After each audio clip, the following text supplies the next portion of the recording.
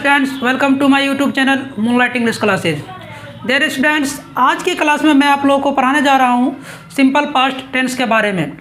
Past simple tense कहने ही से स्पष्ट हो रहा है कि ऐसा काम, ऐसा एक्शन जो गुजरे हुए समय में साधारण तरीके से हुआ हो, तो ऐसे एक्शन, ऐसे कार्य को क्या कहेंगे? सिंपल पास्ट टेंस कहेंगे। सिंपल पास्ट टेंस है ना, या पास्ट सिंपल टेंस, या इसको पास्ट इंडेफिनिट टेंस भी कहा जाता है। क्या कहा जाता है? पास्ट इंडेफिनिट, है ना, इंडेफिनिट टेंस भी इसको कहा जाता है। ठीक है, ओके। चलिए इसका हम डेफिनेशन देखते हैं कि इसका डेफिनेशन क्या कर रहा है कि an action which happens, an action which happens simply in the past time, simply in the past time, ऐसा एक्शन, ऐसा काम या वह काम जो पास्ट टाइम में साधारण तौर से घटित होता है, तो उसको हम सिंपल पास्ट टेंस कहते हैं। ओके, चलिए अब इसकी पहचान देखते हैं। देखिए, सिंपल पास्ट टेंस और present simple tense, simple present tense, उसमें क्या था कि ता है, ती है, ते है ना, लगा रहता था। लेकिन यहाँ पे जब पास्ट टेंस की बात किया जा रहा है, तो पास्ट टेंस में मैंने आप लोगों को पढ़ाया था कि पास्ट टेंस की मुख्य पहचान क्या है? था, थे, थी। लेकिन यहाँ पे क्या होता है कि एक एक्शन होता है और एक नॉन एक्शन सेंटेंस होता है। जैसे प्रेजेंट में मैंने एक्शन और नॉन एक्शन पढ़ाया था, सिमिलरली यहाँ भी हम एक्शन और नॉन एक्शन आप लोगों को बतलाएंगे। तो यहाँ पे अभी हम एक्शन सेंटेंस की बात करते हैं, नॉन एक्शन सेंटेंस की बात बाद में करेंगे।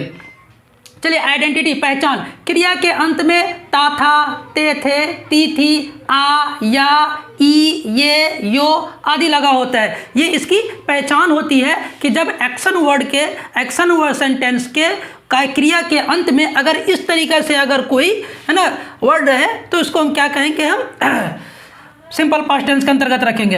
अब इसका स्ट्रक्चर क्या होता है? स्ट्रक्चर इसका होता है, पहले भी मैंने आप लोगों को बतला दिया था कि इसमें V5 को छोड़ करके सारे वर्ब का फॉर्म इसमें आएगा। तो यहाँ पे सब्जेक्ट आएगा सबसे पहले, इसके बाद वर्ब का दूसरा रूप आएगा, इसके बाद ऑब्जेक्ट होगा। ओके, चलिए अब यहाँ पे जैसे मैंने एग्जाम्पल में मैंने लिखा है कि मैं इस स्कूल में पढ़ता था। अब डायरेक्ट देखेंगे, पढ़ना क्रिया है, पढ़ना के अंत में क्या है? ता था लिखा हुआ है।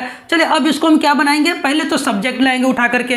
तो यहाँ पे हम देखते हैं कि सब्जेक्ट क्या है। सब्जेक्ट है मैं, आई, है ना। फिर इसके बाद लाएंगे वर्ब का दूसरा रूप। तो वर्ब का दूसरा रूप क्या है? पढ़ना। पढ़ना का क्या होता है? रीड। वर्ब टू क्या होता है?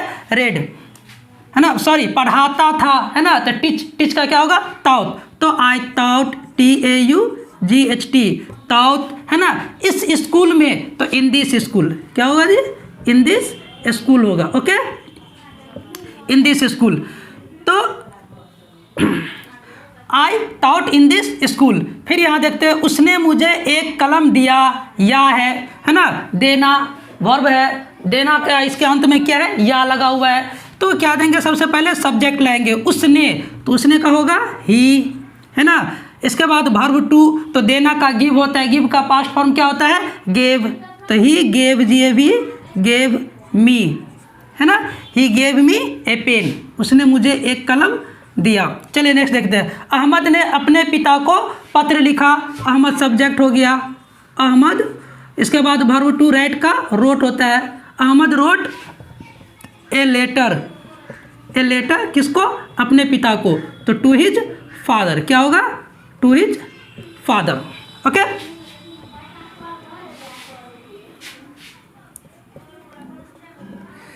To his father.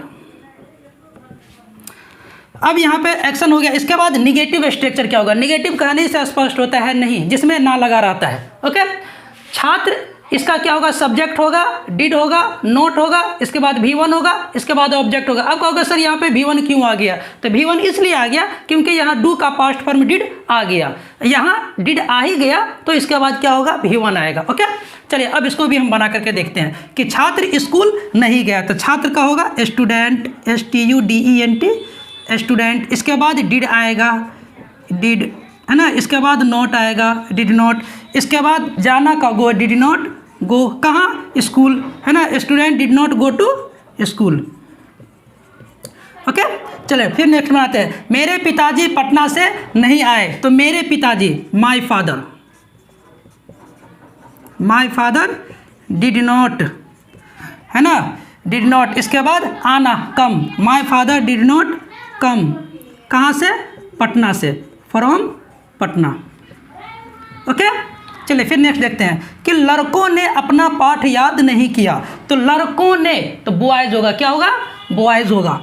तो बॉयज डिड नॉट, है ना, लड़कों ने अपना पाठ याद, है ना, याद नहीं किया। बॉयज डिड नॉट, है ना, रिमेंबर, REMBER, रिमेम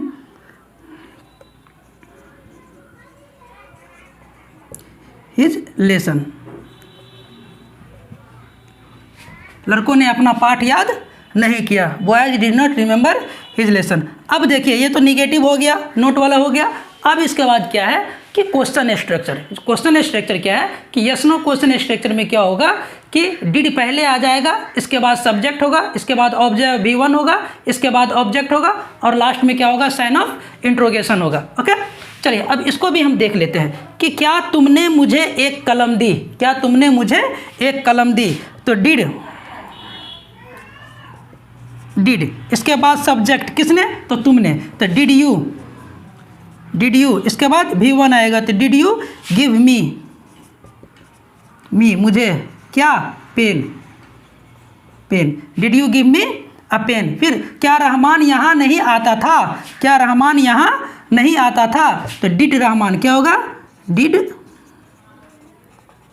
रहमान, सॉरी यहाँ नहीं होगा, यहाँ नहीं है, हटा दो, है ना। क्या रहमान यहाँ आता था, क्या रहमान यहाँ आता था। तो डिड रहमान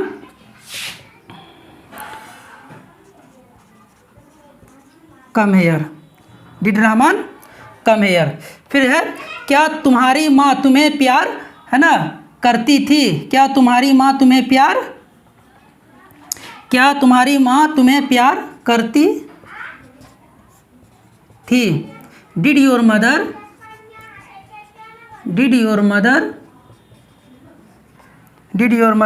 लव यू,